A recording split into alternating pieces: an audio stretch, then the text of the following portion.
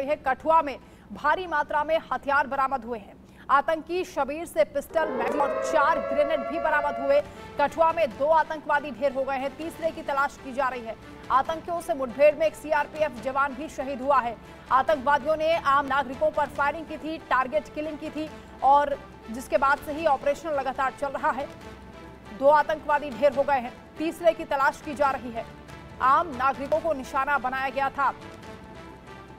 आतंक पर प्रचंड प्रहार करने के लिए लगातार सुरक्षा बल मुस्तैद हैं। 2 आतंकवादी कठुआ में ढेर हो गए हैं, तीसरे की तलाश की जा रही है। फायरिंग लगातार जारी है। आतंकवादियों ने आम नागरिकों को निशाना बनाया था। अजय, कठुआ में भी ऑपरेशन चल रहा है, कितने आतंकवादी यहां हो सकते हैं, क्योंकि 2 आतंकवादियों को ढेर कर दिया गया है? देखिए, कठुआ में जो ऑपरेशन शुरू हुआ था हीरानगर में, वो ऑपरेशन अब जो है वो खत्म हो गया है। अब सिर्फ उसमें जांच चल रही है। 2 आतंकी दरअसल यहाँ पे पहुंचे थे और अचानक से इन आतंकियों ने सिविलियन पर फायरिंग कर दी। 2 लोग घायल हो गए और लोग जैसे ही फायरिंग शुरू हुई उसके बाद लोगों ने अपने आप को घरों में बंद कर दिया और तुरंत सुरक्षा बलों को जानकारी दी, जिसके बाद जम्मू कश्मीर पुलिस, सेना और सीआरपीएफ ने एक बड़ा ऑपरेशन चलाया और लगभग 15 घंटे के ऑपरेशन के बाद इन आतंकियों को जो है आपको बता दूं कि मार गिराया गया है। पहले 11 तारीख की रात को एक आतंकी मार गिराया गया था, जबकि 12 तारीख की सुबह एक और आतंकी मार गिराया गया। दोनों आतंकियों से भारी मात्रा में हथियार और गोला बारूद बरामद हुआ है, जो बताता है कि आतंकी दरअसल जम्मू कश्मीर में लंबे समय तक सर्वाइव करने और मास किलिंग करने के लिए पहुंचे थे, क्योंकि सैकड़ों की तादाद में इनके पास गोलियां थी, हैंड ग्रेनेड थे, आईडीज थी। आपको बता दूं कि M4 राइफल्स थी, AK सीरीज की राइफल्स थी, खाने का सामान, दवाइयां, ड्रग्स और तमाम वो चीजें ये लेकर चल रहे थे। अपने पास वायरलेस चार्जर्स और सोलर चार्जर जो है लेकर अपने साथ आए थे, कम्युनिकेशन डिवाइस लेकर आए थे। तो ये साफ बता रहा था कि ये आतंकी जो है ये बड़े लेवल पर यहाँ पर आतंकी हमलों को प्लान करने के लिए आए थे, आतंकी हमलों को करने के लिए आए थे, मगर सुरक्षा बलों ने समय रहते कार्रवाई की और दोनों आतंकियों को मार गिराया। आपको ये भी बता दूं कि कठुआ जिले में अगर पिछले कुछ समय में देखें तो 3 से 4 बार आतंकियों की हरकत को देखा गया है। तो ऐसा अंदाजा लगाया जा रहा है कि आतंकी जो इस इलाके में देखे गए हैं इनकी तादाद और भी हो सकती है और इसीलिए अलग अलग इलाकों में सुरक्षा बलों ने अलर्ट घोषित किया है।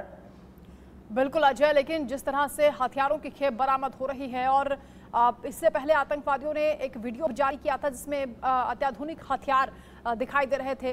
पाकिस्तान की ओर से आतंकवादी भेजे गए हैं, ये बात तो साफ हो गई है, क्योंकि आतंकवादियों के पास से पाकिस्तानी सामग्री बरामद हो रही है, कैश भी बरामद हुआ था। लेकिन ये जो घटनाओं को अंजाम देने के लिए बड़ी संख्या में आतंकवादी यहाँ पहुंचे हुए हैं, उसको लेकर सेना की ओर से, सुरक्षा बलों की ओर से कितनी सख्ती बरती जा रही है? क्या कब तक ये ऑपरेशन खत्म हो पाएगा? इन आतंकवादियों को लेकर किस तरह के इनपुट मिल रहे हैं कि कितनी बड़ी संख्या में हो सकते हैं, कहां छुपे हो सकते हैं?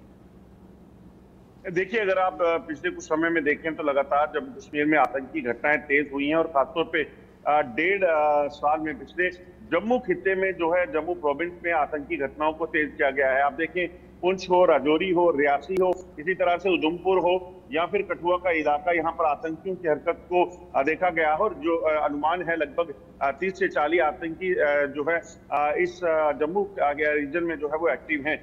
2 आतंकी जो है बीती रात मार गिराए गए हैं हीरानगर में और इसी तरह से राजौरी में जो आतंक, रियासी में जिन आतंकियों ने बस पर हमला किया था अभी उनका कोई पता नहीं चल पाया। इसी तरह से 4 आतंकियों के स्केच जो हैं वो डोडा पुलिस ने जारी किए हैं।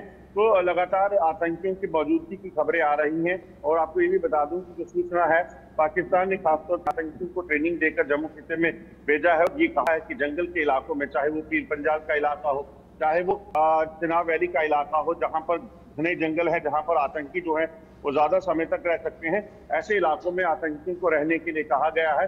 और यही वजह है कि आप देखें तो लगातार ये आतंकी हमले करके जंगल के इलाके में भाग जाते हैं और वहां पर अपना ठिकाना बनाने के प्रयास कर रहे हैं, मगर सुरक्षा बल लगातार तैयार है और कोशिश की जा रही है कि जल्द से जल्द इन आतंकियों का सफाया हो सके।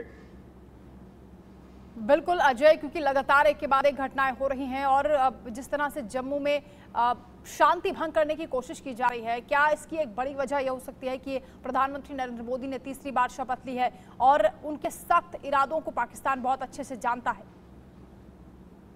देखिए, तीसरी बार जब प्रधानमंत्री नरेंद्र मोदी ने शपथ ली उसी समय रियासी में एक बस पर हमला होना ये इंडिकेट करता है कि दरअसल बौखलाया हुआ है पाकिस्तान, इसीलिए पाकिस्तान चाहता है कि ये शांति और तरक्की का माहौल जम्मू कश्मीर में जो है वो ज्यादा समय तक नहीं रहना चाहिए, क्योंकि पाकिस्तान दुनिया को ये बताता रहता है कि जम्मू कश्मीर में शांति नहीं है, जम्मू कश्मीर में हालात खराब हैं। और वहीं अगर ऐसा शांति का माहौल दुनिया देखेगी तो उनके लिए मुश्किल हो जाएगा। तो इसलिए पाकिस्तान की ये मंशा है कि यहाँ पर और हमले करवाए जाए। और इसी वजह से आप देखें तो बैक टू बैक 4 दिनों में 4 हमले होना ये साफ दर्शाता है कि इसे बड़े तरीके से पाकिस्तान ने प्लान किया है।